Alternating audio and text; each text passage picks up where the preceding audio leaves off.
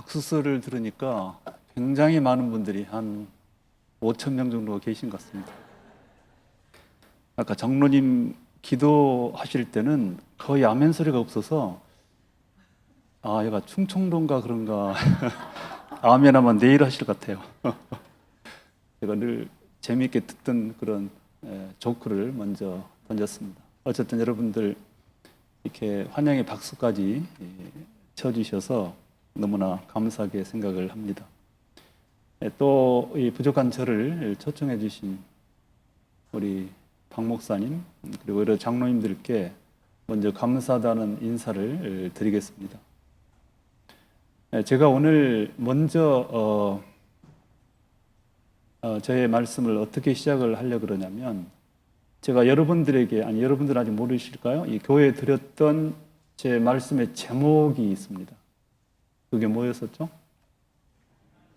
하나님의 은혜라고 제가 붙였는데, 굉장히 평범한 이야기 같고 또 흔히 듣는 얘기기도 하고, 교회 가면 얼핏 하면 은혜 이제 그렇게 들려질 수 있는데, 제가 이 하나님의 은혜라고 하는 제목을 붙이는 데는 굉장히 깊은, 아주 오랜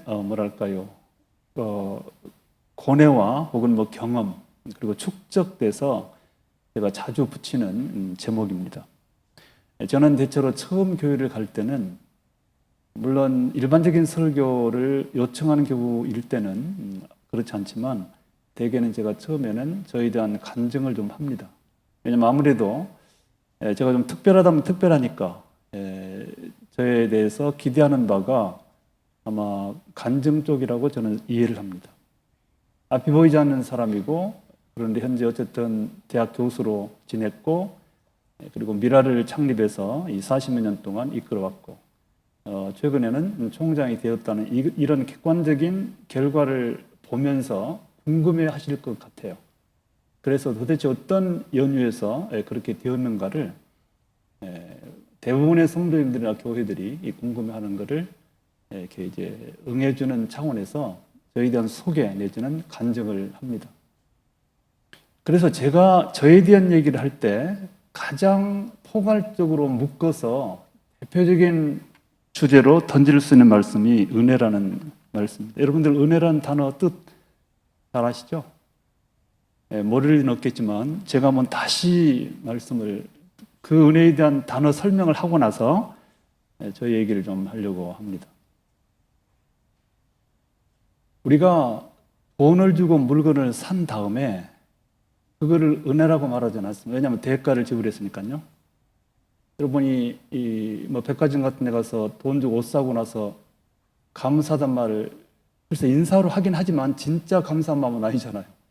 그건 은혜가 아니죠. 왜냐하면 돈을 줬으니까요. 그리고 여러분들이 뭐를 할 때 아주 열심히 노력을 해서 그 노력의 결과만큼 뭔가 생기면 그런 걸 은혜라고 말하지 않습니다. 그건 여러분이 노력이라는 것을 지불했기 때문에. 또 비슷한 예인데, 여러분이 아주 힘을 써서 힘쓴 것만큼 어떤 결과가 여러분에게 주어졌을 때도 그걸 은혜라고 말하지 않아요. 그렇지 않습니까?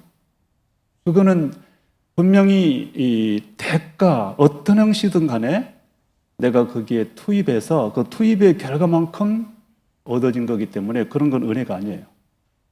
그럼 뭐가 은혜인가?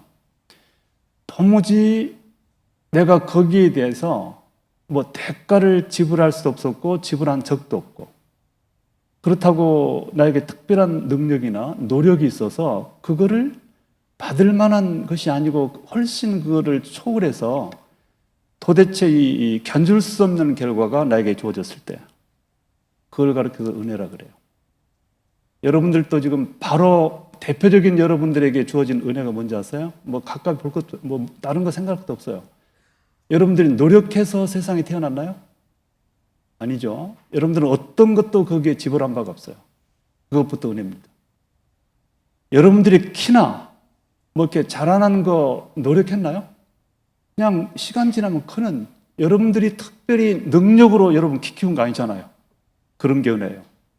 더 나아가면 여러분들에게 보장된 천국, 구원, 거기에 상응하는 대가 지불한 적 있나요? 없어요. 그래서 은혜라 그래요. 이제 이렇게 저렇게 생각해 보면은 그 모든 것들이 은혜입니다. 은혜. 아마 은혜라고 하는 말을 지우고 여러분들이 누리고 소유하는 것들 설명할 수 있는 것 별로 없을 거라고 저는 생각을 해요. 물론 우리의 작은 노력이나 최선을 다한 결과로 얻어지는 것도 있지만 그것들은 우리 인생 속에서 그렇게 큰 것이거나 아주 우리 인생을 좌우하는 그런 것들은 아니에요. 그렇게 본다면 제 자신뿐 아마 여러분들도 대체로 지금까지의 여러분 삶은 은혜였다라는 고백을 할 수밖에 없을 겁니다. 여러분들이 노력해서 그 훌륭하신 부모님 결정한 것도 아니고요. 여러분들이 노력해서 그 똑똑하고 예쁜 자녀 결정한 바도 없고요. 그 모든 것들이 은혜입니다. 은혜. 근데 제가 저의 간증을, 간증이라고 해서 저의 얘기를 시작하기에 앞서서 이 하나님의 은혜를 다시 한번 제가 말씀드린 이유는 제 자신도 그래요. 제가 가지고 있는 자산 혹은 어떤 뭐라고 그럴까요? 하여간 가지고 있는 것이 별로 없어요. 원래 저는 시골에서 여기는 아닙니다만은 이쪽에 전라남도 순천 시는 아니고 아주 농촌 마을에서 태어나서 초등학교까지는 정상적으로 졸업을 했어요. 그리고 너무 가난해서 중학교는 부모님이 보내지 않으셨습니다. 그러니까 제가 가졌던 본래의 저의 가진 거라고는 가난. 정말 가난했어요. 초등학교도 겨우, 심지어는 그 초등학교 시골이긴 하지만 수학여행은 다 보내거든요. 6학년 때. 저는 좀 돈이 없어서 그 수학여행도 가지 못했던. 그러니까 저의 자산은 아주 하여간 돈으로 따지면 가난이 저의 가진 것이었다. 그리고 나서 저도 초등학교 졸업하고 한 1년 좀 지나서 저에게 생긴 또 하나의 마이너스 자산, 그거는 실명입니다. 시각장애. 전혀 보이지 않는 시각장애. 이거는 내놓고 자랑하는 어떤 힘을 저에게 주는 자산은 아니고 그야말로 마이너스 자산이에요. 마이너스. 이거는 모든 일에서 방해 요소가 돼요. 그게 다 같아요. 제가 본래 가졌던 것은 그게 다입니다. 물론 이제 굳이 따지자면 그래도 건강한 다른 부분은 있었고요. 말도 할 수 있었고 귀도 들렸고 걸어 다닐 수 있는 것 그거 다 사실은 굉장히 좋은 자산들인데 그러나 그것이 나에게 자산이라고 생각했을 때는 훨씬 뒤에 예수를 믿은 다음이고요. 어쨌든 그 전까지는 나는 모든 것이 마이너스였습니다. 그리고 실제로 누구는 몸 안 가지고 있나요? 다리 안 가지고 있나요? 귀 안 들리나요? 다 대체로 가지고 있지만 그러나 그걸 가지고 이 경쟁 사회에서 험악한 세상에서 지금의 나만큼 위치에 오를 수 있는 자산은 못 됐어요. 지금 나만큼 제가 과시하거나 자랑하는 차원이 아니라는 거 이해하시기를 바라겠습니다. 어쨌든 시각장애인이었고 가난했는데 종신대를 갔고요. 그리고 종신대학 3학년 때 나이 불과 26살 때예요. 그 젊은 청년 시절에 1979년 10월 달에 미랄선교단 창립했고요.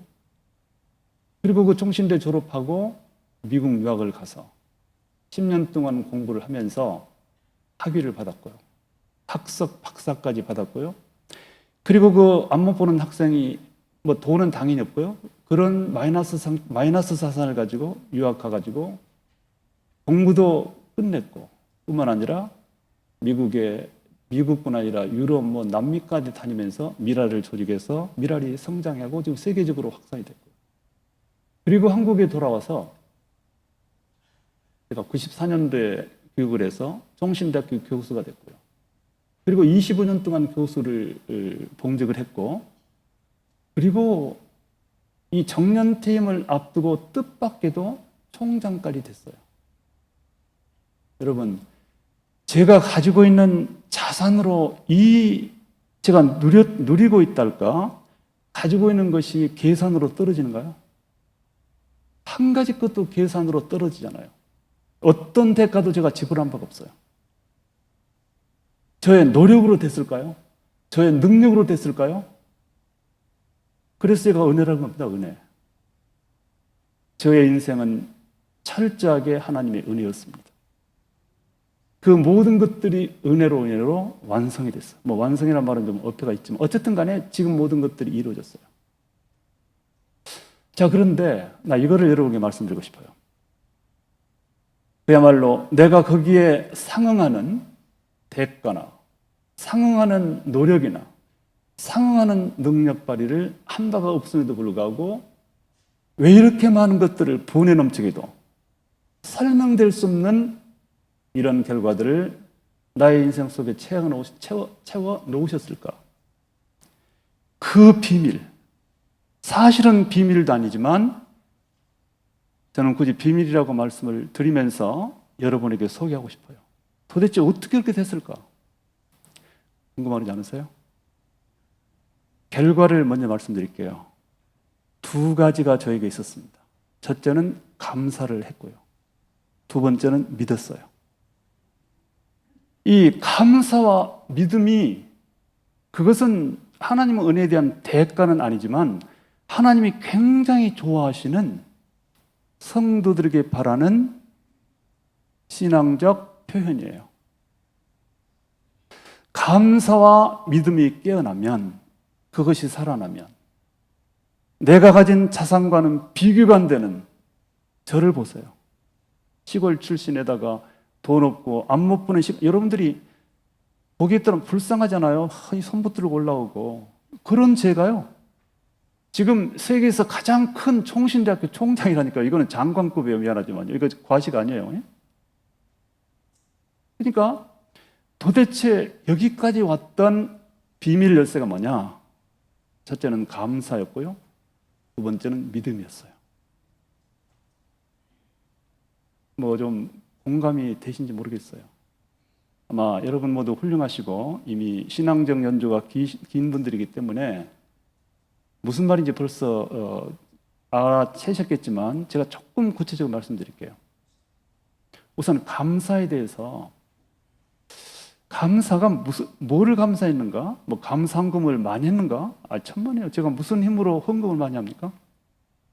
아주 그냥 하나님이 깜짝 놀랄 정도로 뭘 그냥 이렇게 노력봉사를 했는가? 아니, 그런 적도 없어요. 자, 이 부분입니다. 우선 감사에 대한 말씀드리면,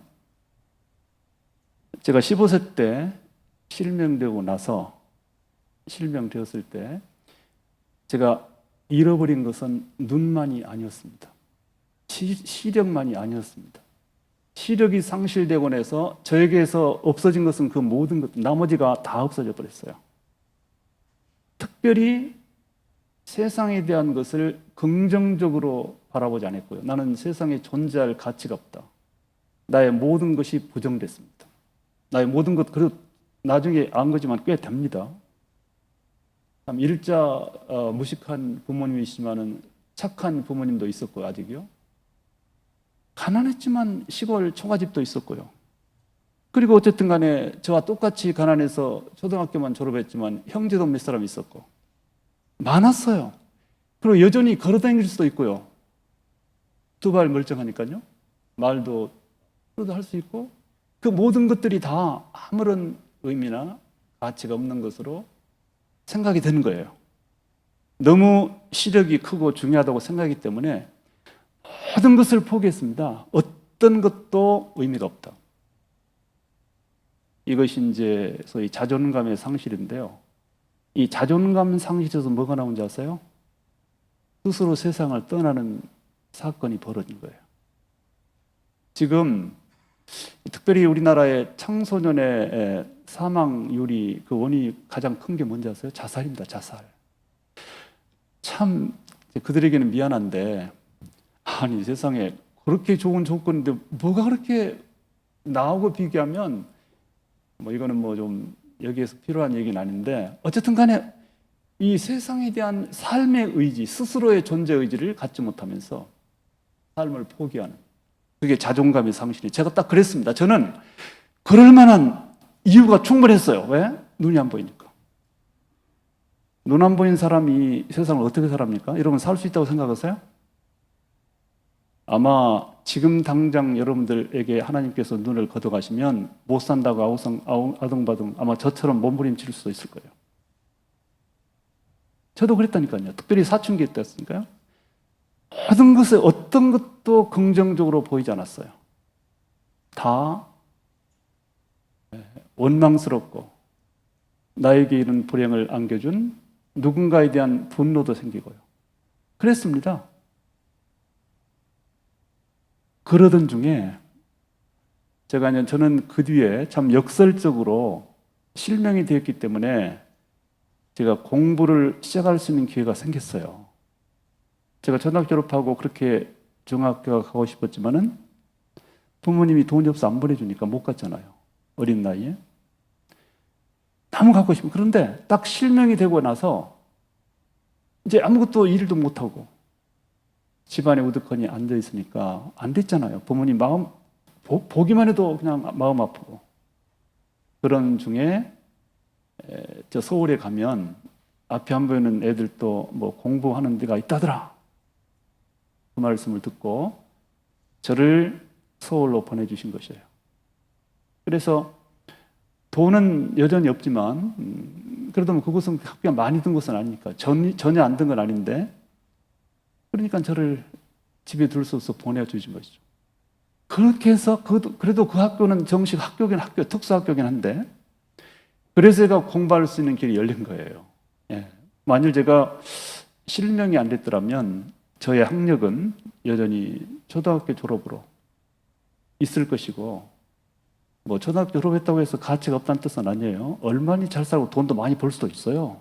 얼마든지 뭐 사장으로 될 수 있고요. 그러나 어쨌든 공부할 기회는 저는 실명으로 인해서 일어났는데 그래서 서울에서 있는 학교를 다니면서 처음에는 그 학교 다니면서 지식이 늘어난들 근본적으로 눈이 안 보이는 이런 상태에서 내가 뭘 할 수 있겠는가 절망감은 여전했는데 언제 완전히 제가 변화가 됐냐면 예수님을 믿고 나서입니다. 그게 그 서울 학교에 있는 그 학교 정확하게 학교 이름은 서울 맹학교인데 그 맹인들의 학교의 고3 때 제가 예수님을 영접했어요. 하나님이 계시다는 걸 믿게 됐고 영원한 천국이 있다는 사실을 믿게 되었고 나도 천국 백성이 된다는 것을 알게 됐어요. 여러분 이게 믿음이라는 것은 이거를 이렇게 깨닫고 받아들인다는 것은 여기가 하늘과 땅만큼의 생각의 차이를 가져와요. 저는 예수 믿고 나서 이 가장 큰 변화를 한마디로 말하면 나의 남아있는 부분에 대한 긍정 혹은 인정 그것 역시도 비록 초라하고 보잘것없을지라도 하나님께서 주신 것이라고 하는 감사 바로 이 감사의 회복이었어요. 이 부분부터가 저의 인생의 새로운 출발입니다. 그건 무슨 말이냐면은 그 전까지는 눈이 없으니까 어떤 것도 소중하게 여기지 않는데 하나님이 특별한 섭리에 따라서 계획을 가지시고 저의 눈을 멀게 했다는 것이 하나님의 뜻이라고 생각을 했고요. 그리고 나서 그걸 현실로 인정하고 받아들이면서 나에게 남아있는 것들에 대한 소중한 마음. 그리고 이게 왜 작은 것이냐? 이건 역시도 하나님이 주신 것이라고 하는 인정. 그래서 그거를 방치하거나 무시하거나 창고 속에 처박아 놓는 것이 아니라 그거를 소중히 어루만지면서 그걸 가지고 새로운 인생을 살게 되었다. 그게 뭐냐? 걸어 다닐 수 있는 2발, 이게요, 아무것도 아닌 엄청난 것인 거 아시잖아요? 잘 감각이 있는 10손가락, 그리고 잘 들리는 2귀. 아니, 이것이 얼마나 소중하다는 생각을 그때서 그래도 이런 것이 이렇게 좋은 귀가 있어가지고 음악도 들리고. 그리고 그 전까지는 오히려 수치로 알았던, 죄송합니다, 혹시 여기에 뭘 제가 부끄럽게 여겼냐면, 제가 실명이 돼가지고 시각 안 못 보는 학생들을 학교에 다닌다는 자체가 너무나 창피했어요. 그리고 그들이 내 친구랑 굉장히 친하게 지면서도 어디 가서는 내 친구들이 시각장애 있단 말을 참 꺼려했어요. 그 정도로 나의 환경 자체나 처지 자체를 전혀 좋은 것으로 여기지 않았는데, 하나님께서 나에게 구원을 주시고 구원의 은혜를 베푸신 것을 깨닫고 나서 그 모든 것들이 다 소중히 여겨지고 인정이 되는 거예요. 여러분, 감사라고 하는 것은 이런 거예요. 아주 단순하게 일을 하셔야 돼요. 감사의 표현은 말이 아니에요. 또 미안하지만 그 제목으로 돈을 내는 게 아니라고 저는, 그보다 더 근본적인 감사의 표현이 있어요. 그거는 그 자체가 작든 크든 간에 그거를 그대로 인정하고 받아들이는 게, 그게 감사예요. 저는 그때서야 비로소 나의 실명을 현실로 받아들였고, 참 초라하고 안 못 보는 더듬그로 다니는 친구들이지만은 나의 친구들로 인정하고 받아들였고, 자기 이름도 못 쓰는 부모님 여전히 소중하게 생각했고요. 그러면서 그 모든 현실을 깨우고 받아들이고, 왜 내가 이런 것들을 그동안 무시하고 외면했을까? 나는 이 마음의 회복, 이게 감사합니다. 그리고 또 한 가지는, 아마도 하나님께서는 나에게 눈은 가져가셨지만 이 남겨놓으신 이 모든 것 안에, 혹은 이 모든 것을 가지고 뭔가 할 수 있는 길을 분명히 주셨다, 이렇게 저는 믿게 되었어요. 이게 제가 갖는 믿음이에요. 저는 예수 믿고 감사가 회복됐고요. 그 말은 나의 남아있는 존재를 인정하고 긍정하기 시작했고요. 그리고 비록 작고 보잘것없지만 이 안에서 하나님이 계획해 놓으신 어떤 뜻이 있다, 그 뜻에 대한 믿음, 이 두 가지가 제 청년 시절, 참 20을 조금 넘긴 그런 나이에 제 인생 속에 새롭게 들어왔어요. 이제 그리고 나서 제가 생각을 해봤습니다. 그럼 하나님, 나에게서 눈을 가져가셨기 때문에 눈을 가져야만 할 수 있는 것들을 안 해도 된다는 의미가 되니까, 그러면 눈이 없이 장애를 가진 사람으로서 할 수 있는 일이 뭘까요? 라고 상당 기간 기도하고 또 고민하고 고뇌하고 이것저것 나름대로 생각한 끝에 제가 내린 결론이 뭐냐? 그거는 나처럼 장애를 가진 장애인들에게 그리스도의 복음과 내가 이 체험한 은혜를 전달해 주자. 이걸 좀 고상한 말로 표현하면 장애인 선교입니다. 그 장애인 선교라는 말은 처음에 쓰지도 않아서 제가 처음에는요, 그냥 장애인에게 하나님의 사랑을 말해주자. 그렇게 바로 그것이 내가 할 일이다, 나에게 주신 사명이다. 그리고 그 사명을 잘하도록 하기 위해서 나에게 눈을 거둬가셨다. 이것을 제가 믿고 받아들이게 됐습니다. 그래서 그 깨달음, 그것을 이루기 위해서, 그러려면은 공부를 해야 되는데 특별히 신학을 공부해야 된다라는 생각으로 1977년 지금 총신대학교에 들어가게 됐습니다. 이유는, 목적은 장애인에게 복음을 소개하는 장애인 전도자가 되기 위해서, 신학을 알고 성경을 알기 위해서 들어간 겁니다. 참 제가 감사한 것은, 제가 그 뒤에 총신대 교수도 오래 했지만은 당시도 그랬고요. 일단은 학교에 들어왔는데 뭘 할지 모르는 방황한 애들 많아요. 내가 뭘 할까? 어떤 애들은 도중에 그만두는 경우도 있고요. 그러니까 명목적으로 들어온 애들이 많아요. 근데 저는 들어가기 전부터 장애인에게 복음을 전도자가 되기 위해서 하자는 것이 딱 정해놓고 들어가니까 모든 면에서 그런 쪽으로 준비를 했어요. 그래서 마침내 그 총신대 3학년 때입니다. 그때가 언제냐? 1979년 10월 16일. 뭐 날짜 여러분이 의미가 없지만 제가 그냥 스스로 말한 거니까 그러냐고 들으시면 돼요.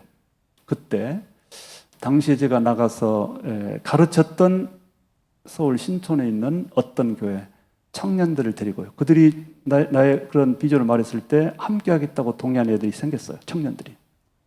그 사람들을 데리고 43년 전에요. 79년도에 미랄이라는 단체를 창립을 했습니다.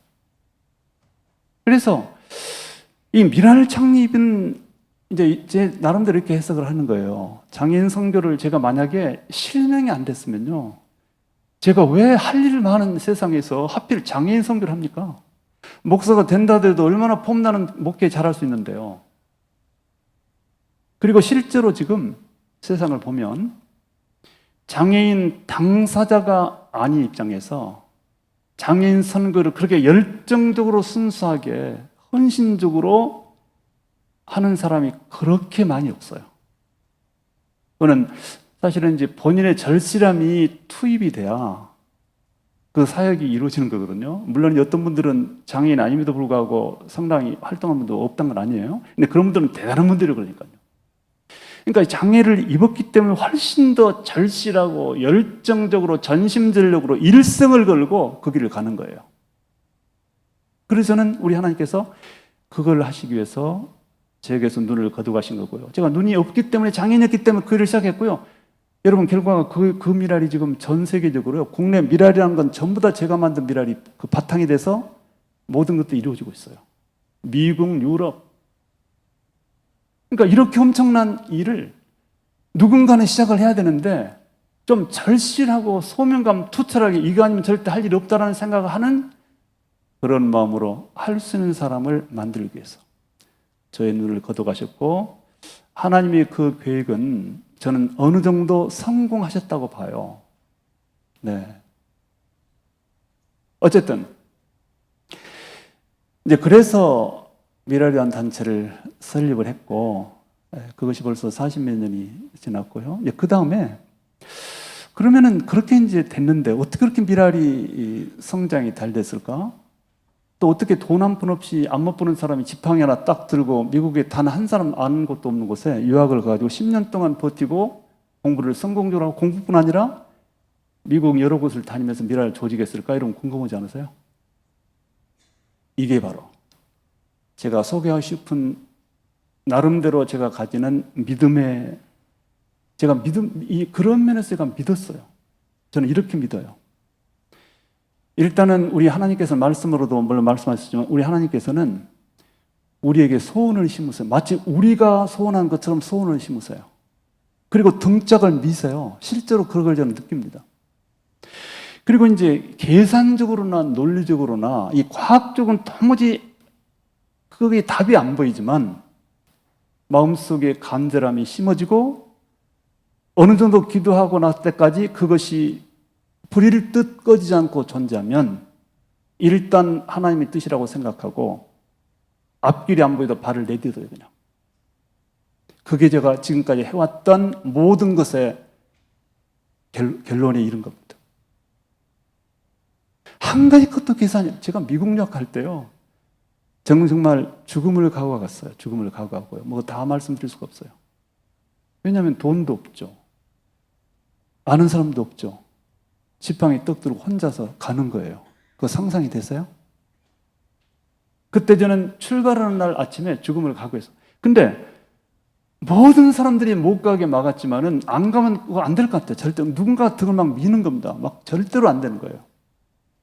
두렵고 겁났지만. 그래서 미국 가면 내가 혹시 참 생명을 잃었다 하더라도 하나님께서 내 가슴 속에 이렇게 뜨거운 불처럼 심어주신 소원을 하나님께서 이루어주신다. 그 믿음 하나. 그래서 제가 굉장히 그때 아주 굳건하게 붙들었던 말씀이 뭔지 아십니까? 잠언 3장 6절이에요.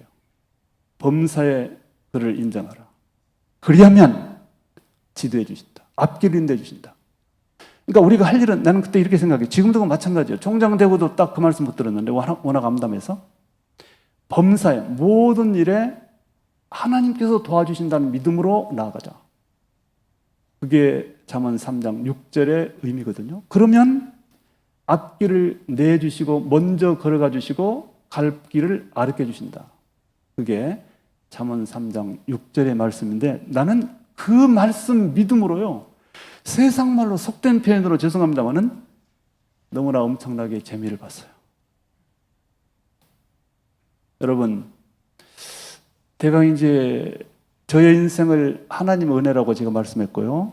제가 지금 누리고 있고 가진 것이 저의 능력도 아니었고요. 저의 노력의 결과도 절대 될 수 없고요.